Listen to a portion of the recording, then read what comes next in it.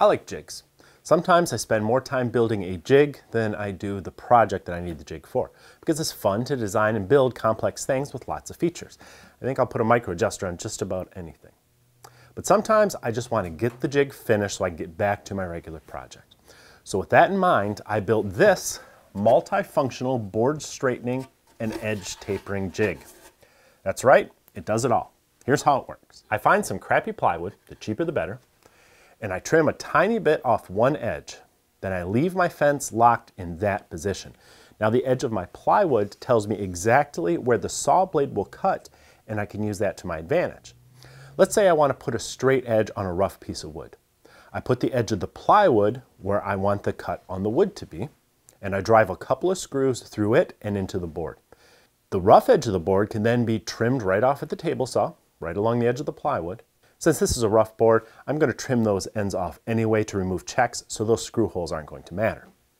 And then you can take it off the plywood and trim the opposite edge of the board so it's parallel to the first edge, making my rough board straight.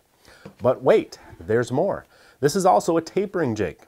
Yes, you heard me right. It can taper a table leg or whatever you need on the same jig by aligning the edge of the panel with the tapered cut you want to make. But this time, instead of using screws, because you don't want to put holes in your nice tapered leg stock, use some double-sided tape to hold the workpiece down to the plywood. Do you have more than one leg to taper? Add some stop blocks so all of the tapers will come out exactly the same without laying them out individually on each leg. What if you want to taper a leg on two sides? That changes the angle. Well, rotate the panel 180 degrees and set up new stop blocks for the second angled cut over there.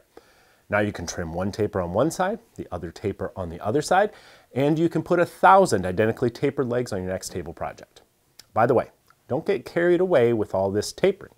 Use screws, hot melt glue, or double-sided tape to secure your workpiece for each cut. Even if you're using wooden stops, you wouldn't want to risk your fingers by attempting to hold the leg blank on the jig manually. If you'd like one of these multifunctional straightening and edge tapering jigs, just send me $100 in a self-addressed stamped envelope that's about yay big. Or you can use some of those crappy plywood cutoffs that you've been hoarding for just such a job. Power carving is a blast. You should try it sometime. Grab some scrap wood and some carbide burrs from Sabertooth power carving tools and just give it a go. You may be surprised what you're capable of, like this folk art eagle I made from 2x6s. Check out what Sabertooth has to offer at the link below this video. Wait, don't go yet. If you're new here, please subscribe and remember to ring the bell. I would really appreciate that. Give us a thumbs up, or better yet, leave us a comment. I always read them. And be sure to check out the latest issue of Stumpy Nubs Woodworking Journal. It's always packed with tips, tricks, and tutorials designed to make you a better woodworker.